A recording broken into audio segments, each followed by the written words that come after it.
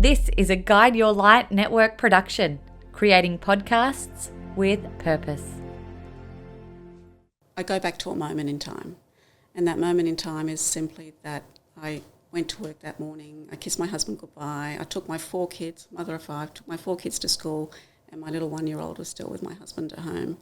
And I was in the office at home and the landline rang, and I remember picking it up, just hearing breathing.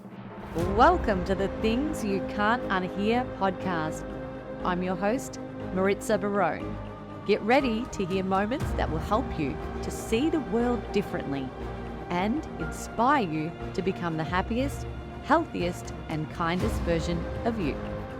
Welcome back to Things You Can't Unhear, my friends. Today's episode is one that will stay with you.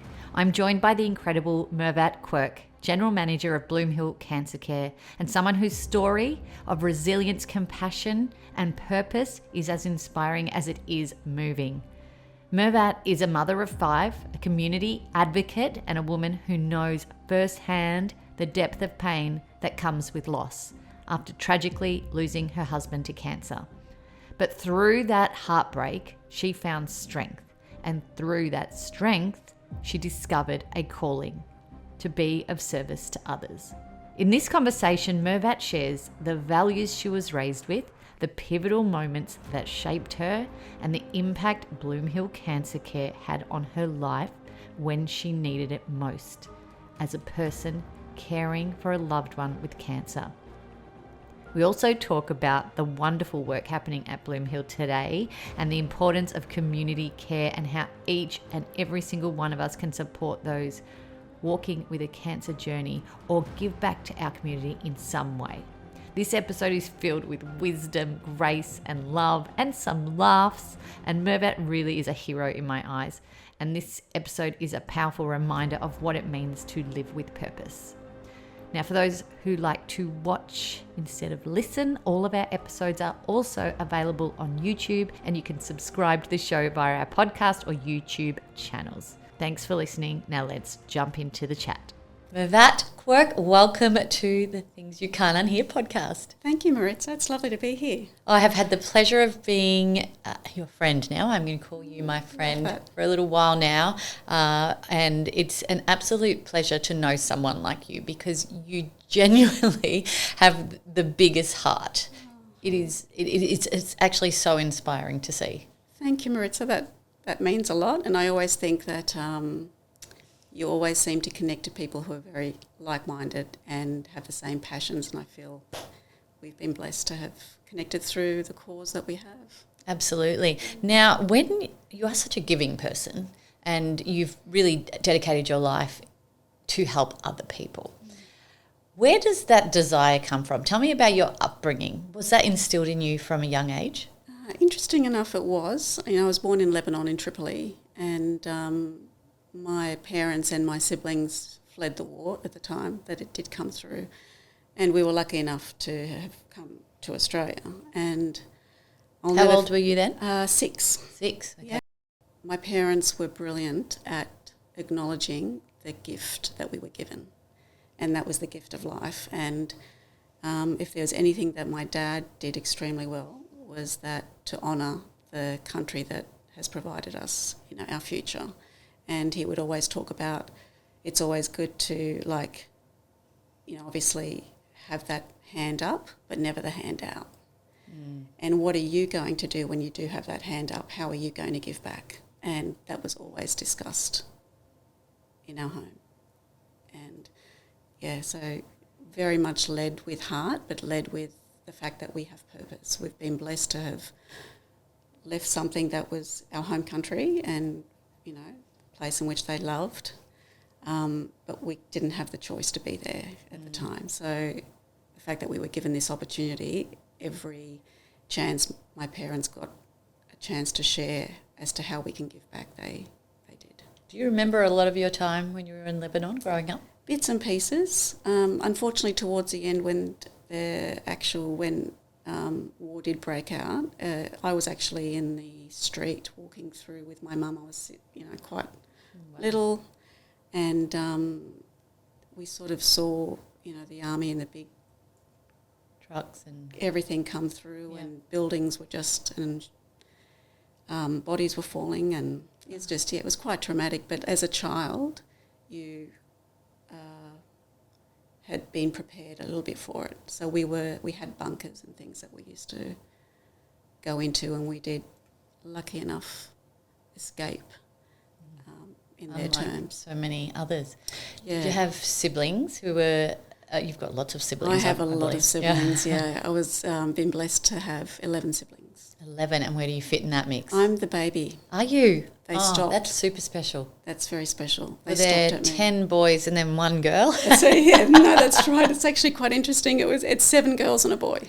Really? Oh, sorry, 7 girls and 4 boys. 7 and all staggered in the way that they were born. Yeah, they were. Yeah, the last 4 were girls. That's amazing. Yes. Wow. Yeah, my mum's one of 6, but 5 girls. Last one was a boy. So you just keep going till you get the right mix. Hey, it's interesting.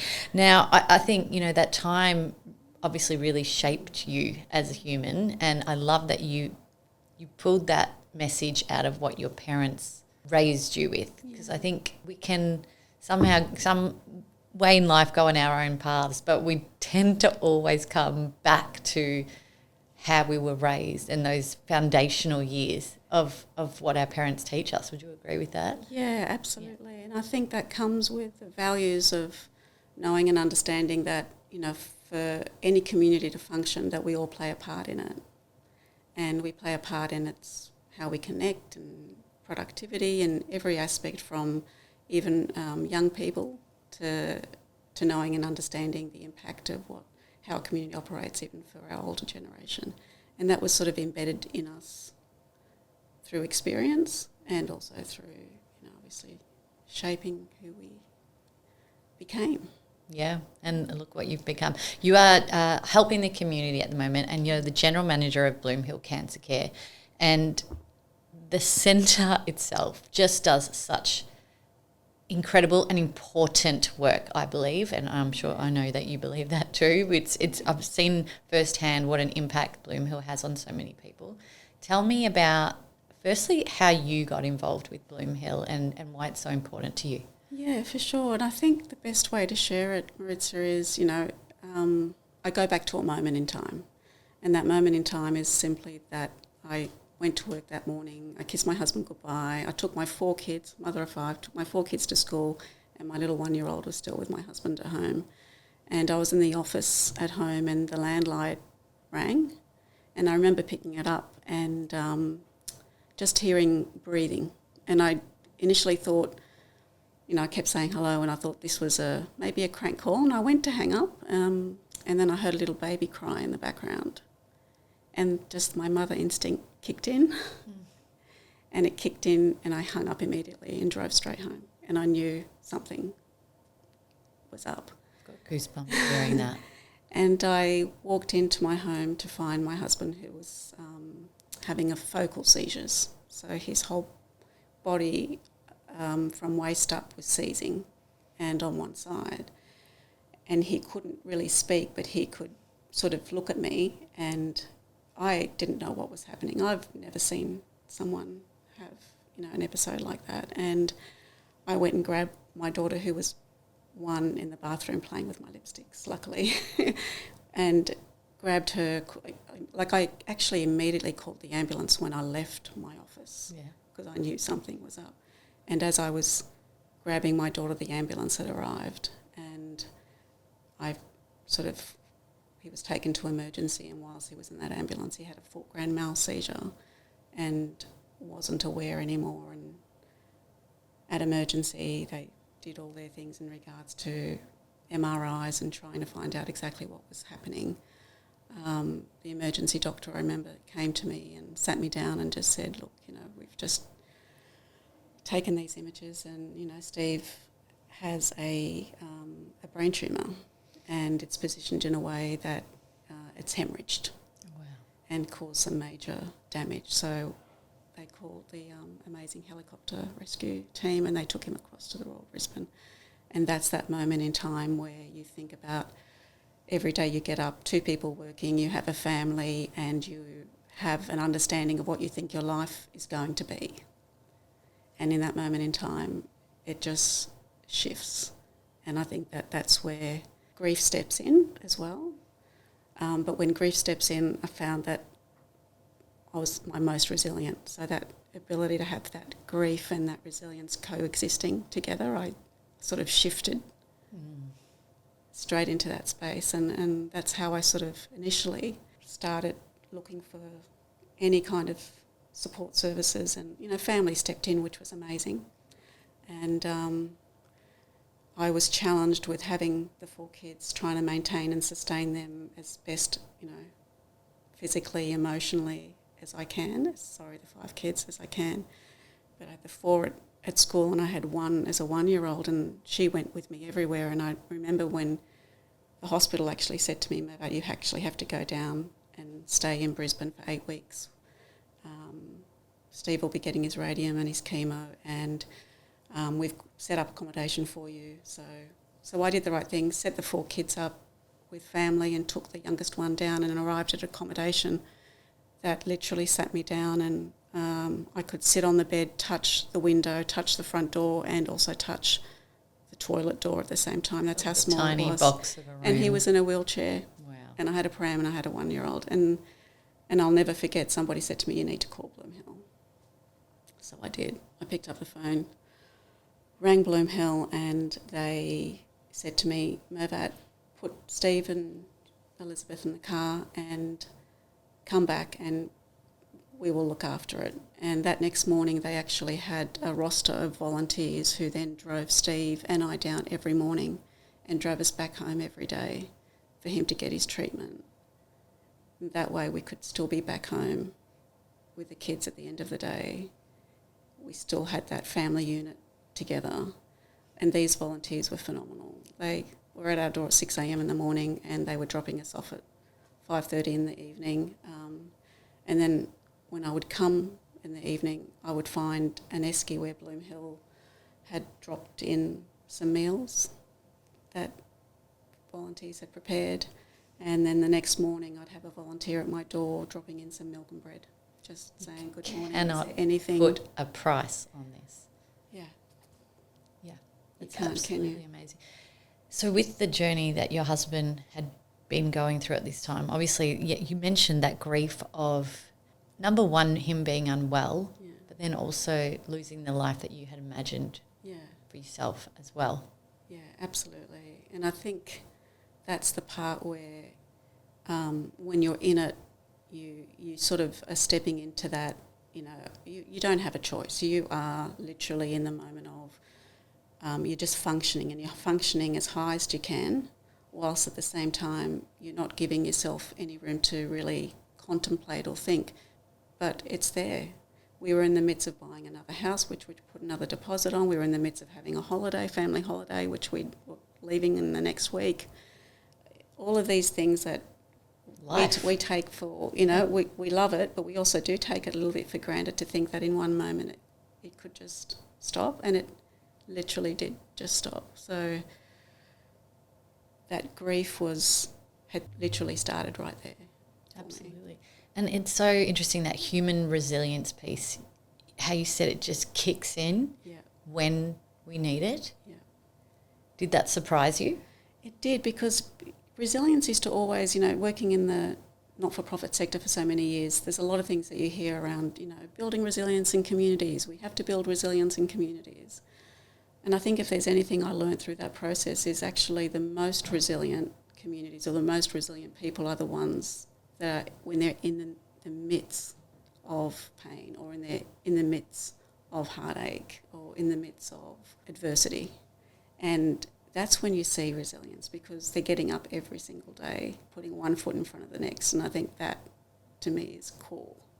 I always talk about this, Mervat. I talk about us choosing to see life in a way that we would if we were posed with difficult situations like this, regardless of whether they happen or not. I don't want to say before they happen, but regardless of whether they happen. So seeing life with a lens of gratitude, being grateful for our family, our friends, our kids every single day, telling them that we love them every single day, just imagining, if you were unwell and you knew you had limited time, you would be telling the people that you love them all the time. Why do we wait for that moment? Why do we wait for that?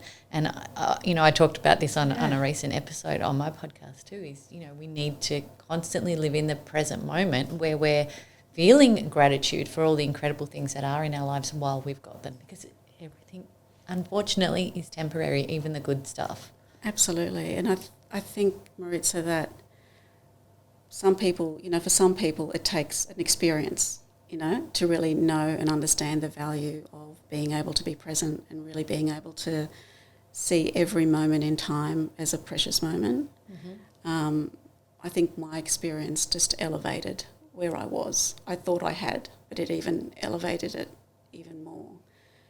But working for an organisation like Bloomhill now, after my experience and my lived experience, I get to see every day people who come and volunteer at Bloomhill, and they volunteer in the cafe, and when you hear their stories and you hear why they want to help, for them it's that ability to connect and to create impact and to remember the importance of how lucky they are. I'll say good morning to the volunteers and they'll say to me, I'm like, how's your morning? And they're like, I'm awake, I'm breathing, I'm here in amongst this beautiful acreage, and I'm, doing something that is helping someone else. It's true.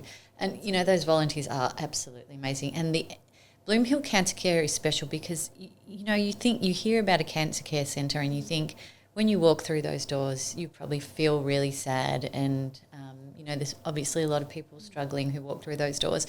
But that place is different. It is, isn't it? You actually feel amazingly happy when you're there. It's a beautiful space. There's a gorgeous garden. It's happy, smiley volunteers. Yeah. The staff are amazing. The nurses are amazing. And it's just this sanctuary. I would call it a sanctuary for people who are experiencing a cancer diagnosis and their families, like you mentioned, which is, I think, a key point, to come in and be able to have that escape from what they have at the doctors or at the oncologists. And that's so important, isn't it? Because I think that's the part where when a diagnosis happens, it's understanding that there's different types of crises that people have to deal with, and knowing and understanding that, like, the hospital health system are doing an amazing job in treating the cancer. And I think where Bloomhill is so beautifully positioned is they're actually treating the person and their family. And I think that's that aspect of, so when they're coming in, they're not coming in to a centre in which it's targeting what's actually creating the pain for them. It's actually working in unison to help them sort of be that soft landing space in the best possible way. So it's really, let's talk about the support that Bloomhill gives, because there's emotional support there, definitely. It's seeing the person, right? But there's also, like you just touched on very briefly, the physical aspect and the pain reduction that you try to help your patients with. Tell me a little bit about it. Bloomhill Cancer Care is definitely, it's a nurse-led model, and it's a model that really provides support in regards to treating the person's situation and also the chronic illness that comes from having treatment. And so we have a lot of people that do come into the organisation who have just been diagnosed, and when a diagnosis happens, they are very much, they're in a surreal moment. So what they do is they do come in and they tell you they've had a diagnosis, but they're not sure. They've got to go back to the hospital in 2 weeks. And a lot of their terminology is, I'm not sure, but I think I have to, but. So what they have is the ability where our nurses actually meet and greet them in a space where they can actually give them time, give them the information that they need, and really equip them in the best possible way for that treatment that might be coming up. But they might even equip them with the ability to know and understand the importance of movement and physical exercise and diet, even prior to them having their first treatment. So there's a lot of work that's being done around prehab at the moment, even prior to the treatment happening, and that's really around the efficacy of movement and oxygenating your cells and the importance of that, and how that actually really does elevate that chemo to be more efficient. Hi guys, I'm currently wandering through parts of Europe feeling so alive as I stroll through hidden, pebbled streets and discover tucked away little tavernas. I have always said life is for living. So if you've been dreaming about booking a little getaway or a big epic one, you need to check out Explore Worldwide. They run small group adventures with incredible local tour leaders who don't just take you to the sites that you see in magazines, they take you behind the scenes, off the beaten track and right into the heart of the culture. So travel with your partner, share it with friends, or join solo and make some new friends. But either way, do yourself a favour and look into it now. You could be beach hopping your way through the Greek islands, walking the Amalfi coast, or learning to make the perfect pasta in Puglia. Yes, please. And best part is Explore Worldwide and make it easy and handle everything so you can simply just show up and live your life. And right now, guess what? Even better, they have a special deal where you can save 20% off their most popular European adventures. So book at exploreworldwide.com.au and make sure you click the link in the episode description before September 25th because they're going to look after our Things You Can't Unhear listeners, and that way they know I sent you. So don't just travel, explore. Ciao! From what you've seen, are hospitals not doing this element of what you do? I think they are. They know the importance of it. And this is what I'm really loving seeing, that there's so much research now being done around lifestyle interventions, and that in regards to people's well-being, not just for prevention space but intervention as well. And that lifestyle well-being space is really around the importance of movement, diet, and the hospitals themselves. They provide dietitians. There's exercise physiologists now that work at the cancer centres as well. And I think, though, that the numbers are so big, right? So when you look at those things that are happening and the amount of people coming through those centres, and you look at that, the ratio of cancer clients going into a centre where they're actually having chemo, going through their bloodstream, and then going into another room to try and heal from something, if it's a touch therapy or if it's having a conversation around your well-being or your psychosocial well-being.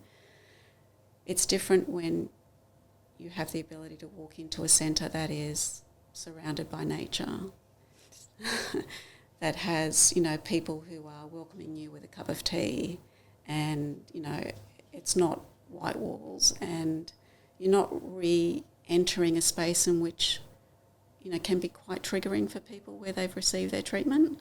You're sort of seeking healing, yes, in a space which physically is different. Yes. And it just totally shifts, and that's why the importance of our touch therapies, our lymphedema drainage that lymphedema nurse Debbie does a phenomenal job in keeping people well and really reducing their pain after they've had a mastectomy, or there's just so much work that happens there that is around ensuring that all aspects of supporting a person through cancer treatment isn't just the chemo. Exactly. And I know you said the numbers are big and hospitals have to deal with so many, but every single person is a human being. Absolutely. And the emotional aspect and that pain aspect and that spiritually, that holistic view of healing, yes, needs to be accounted for. And you guys are completely blowing everyone away who comes through those doors, and heard so many miracles, I think, too. Even Joe Sirachi, who works with you very closely, has had an incredible story of survivorship, and he attributes Bloomhill to a lot of that, definitely. Yeah. How do we expand this magic that Bloomhill are creating? We hear it on the Sunshine Coast. We're very lucky on the Sunshine Coast to have Bloomhill Cancer Care, but you've recently amalgamated with the Leukemia Foundation, which is great because that means more people get access to this magic that Bloomhill creates, right? Yeah, absolutely. And how amazing is it that a national foundation like the Leukemia Foundation want to come and learn and leverage from an organisation like us. So the fact that we've amalgamated with them was really around strengthening our services, strengthening our ability, and seeing how we could actually replicate models like Bloomhill across Australia. And I love the fact that that's their vision and that's their mission, and they want to do it for all cancers as well. So yes, I think that's really sort of important. And, we've held that flagship for a long time now in that regards, but we've never really had a strong foundation to really catapult those messages from. And we've never been the type of organisation that beats our chest and the drums to go, look at what we're doing, everyone. We've just been head down and doing the best that we can. Everyone else does that for you because they're all blown away with exactly. But the Leukemia Foundation's vision and mission, they have the exact same passion for communities. They want to see communities who are, those disparities are in place and they don't get access like services like these. So that ability for us to join a national foundation and really pound the pavement and get more of these centres going across Australia. It's just fundamental. Watch this space, everyone. More Bloomhill Cancer Care Centres, hopefully, fingers crossed, in the future. Yeah. If someone's listening now and their partner is experiencing what Steve did, unfortunately you lost Steve, and that was how many years ago now? Oh, it's a number of years ago now. So it's, how old's Elizabeth? It's 19 years ago now. Yeah. If someone's listening and they're in that situation now and they're trying to have the mum hat, they're trying to have that strong, support role for their partner as well, what words do you have for them? I have that my heart and my mind is totally with you in every aspect of every way. And I don't want to use the word, I sort of want to say that, carers naturally carry a burden. It's just, it becomes where you don't feel like it is, but you are carrying a lot. Yes. And I think it's so important that weight is shared and that it's okay to allow people to help fill your cup. And it's okay to allow people to be the ones that actually step in and give you that sort of ability to rejuvenate in any which way you can. And I think it's really fundamental that you do step away and, access support where you can and know that your partner or your child or your family member will honestly be okay. I think that was a big thing for me to a little bit let go. I always felt like I had to be the one to be showering him, to be changing his, catheter, to be injecting him, to be the one that had to talk to the kids. But Bloomhill showed me I didn't have to be, and that they provided all those opportunities in which, like, the counsellor got to speak to my children, in which they had the ability to send me a buddy respite volunteer that came in and just did my washing and would often remind me to make a cup of coffee and sit down. And so be open.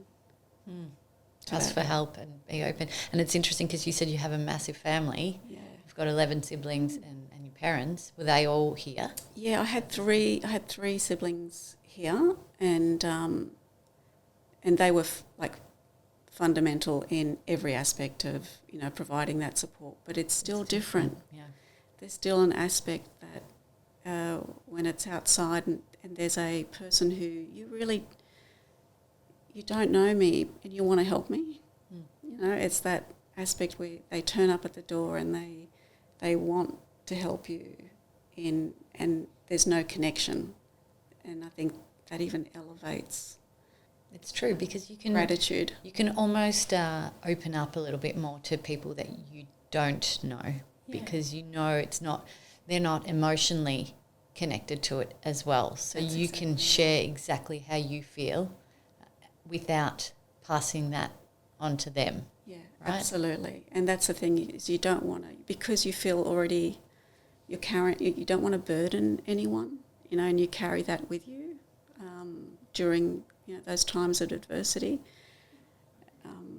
But it's phenomenal to see the impact that you make because the people that are wanting to support you, that they really want to help, and then they share with you, no, you're actually helping me because I want to give. I have time to give. And it's helping me. And I think I had to learn that it was actually something they wanted to do and it helped them have purpose. It helped them create a community in which they felt they were part of. And I think that was part of my learning. How do you see the world now? Did your experience losing Steve change the way you saw the world?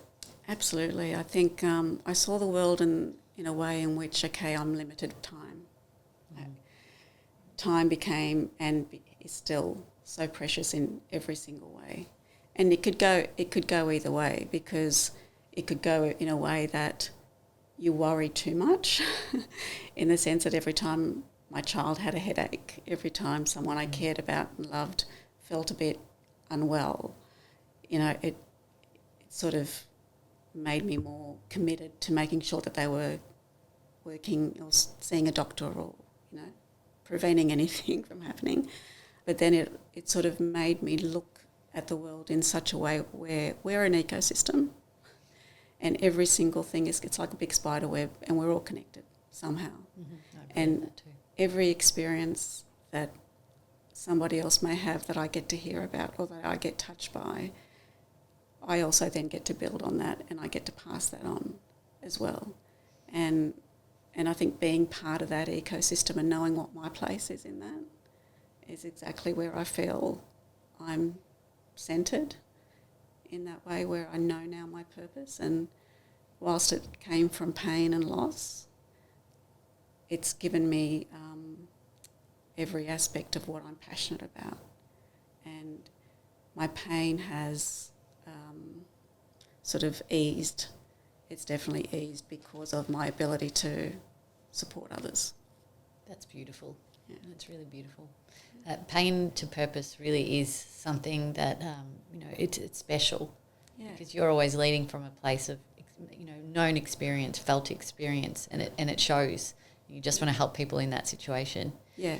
We are, as you know, and I'm just sharing this with our listeners now, Melanie, my sister-in-law, and I found Bloomhill through Mel's beautiful mum Maria when she was unwell, and opened our eyes to what you do. And plus my neighbour was on the board at the time, and we found out about this beautiful centre.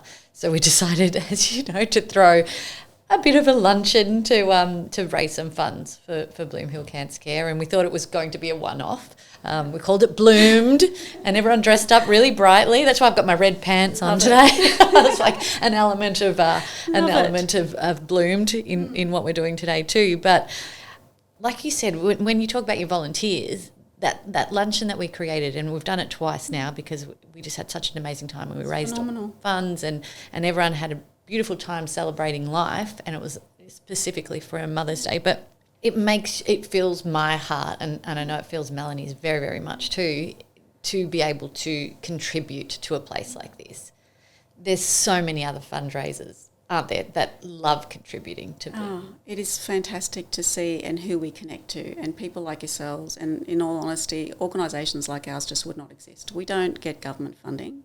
We are a social enterprise model, and it's people like yourselves who actually know and understand the impact that we make, and then commit to a fundraiser or an event that actually then not only provides us the vital funds that then contribute towards our nurses, which your funds have so, with all gratitude, has gone towards those services. And they were big funds that you guys raised, which was phenomenal to see. It wasn't just us, it was the amazing Sunshine Coast community as well. Yeah. Phenomenal. And I do think, though, that to see and understand that how people become so committed and want to give, again, they're our privileges. We have the privilege to connect to people like yourselves and other vital organisations and just everyday people who just want to roll their sleeves up and say, what can I do in these areas? Yeah. So you mentioned don't have government funding.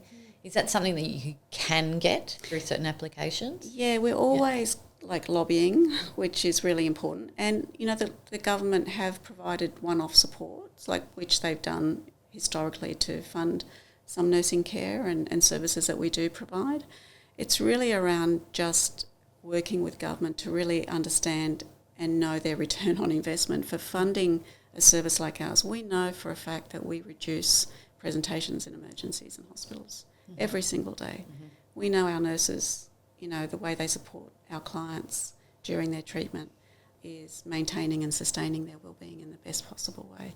So hopefully, you know, we're currently working with local MPs and with with the Deputy State Premier even, just around seeing how we can open those pathways to funding. Well, if anyone's listening and they are part of government or know someone who can help, reach out to Mervat at any point.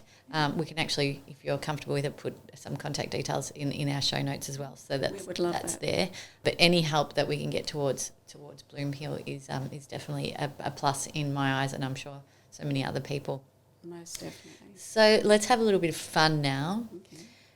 I want to know a little bit about you. What do people not know a bit about you that we should know? And you know what? I actually learnt something about you that's quite interesting, because it's the same as me. Your first job was at Kmart. Kmart, me too. Kmart girls. How old were you? Checkout chick. I was 14. You are, yeah. I was 14 and 9 months, because that's when I was able to get a job. Yes. And you were checkout chick. I'm a bit jealous because really? I don't think I was given that privilege to be a checkout chick. That was my dream. But I was placed in Manchester. Oh, so I love it. I was folding towels and sheets all day. But how funny is that we both got a job, our first job at Kmart. What else do we need to know about you that we don't yet know? What brings you joy, Mervat? Brings me joy. You know, I'm trying to get to know a little bit more about myself. That's been my mission probably in the last year. Yeah. Having been a mum and having been so passionately dedicated to a cause, you do lose yourself sometimes in those processes. Definitely. So I think that something I am a really good cook. I've heard Lebanese food too. Lebanese food. Please invite me over for lunch. I will. Or dinner. I am going to. But I lose myself in the kitchen. Yeah. And time just flies, and I'm the type of person that can just, the more people that I can cook for and feed and just like wait for their is it good? Yeah. Is that how you show love, you think? Yeah, that's definitely how I show love. Yeah. How do you receive love?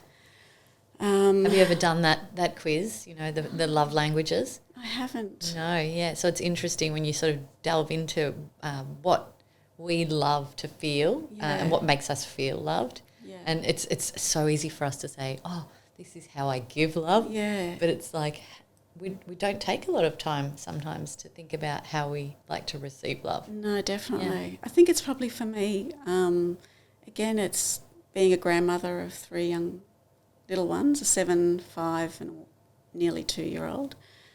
If you just give them to me and their parents can go wherever they'd like to, and I'm very well known that, you know, my kids say to me, Mum, you love them more than you love us, and I'm like, I'm gonna agree because these little humans remind me of them, and I feel like I'm having another chance of just sharing and shaping these little people with just love and showering them with love. So I receive love through their hugs. Yeah. And that's that acknowledgement of seeing little people and how they see the world, and I just witness it through their eyes. You deserve a trophy having 5 children.